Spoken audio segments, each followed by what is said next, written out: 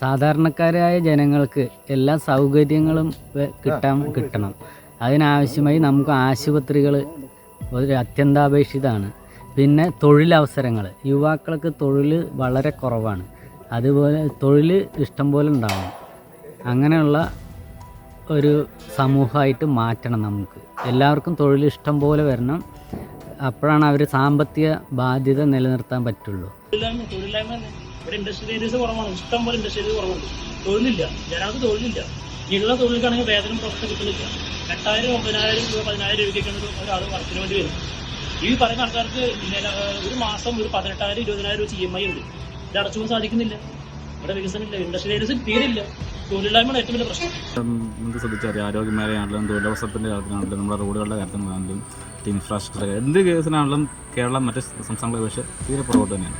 ഇപ്പം വികസനം എന്ന് കൊട്ടിഘോഷിച്ച് നടക്കുന്നതല്ലാതെ ഇവിടെ കാണുന്ന ഒരു വികസനമില്ല ഉള്ളൂ.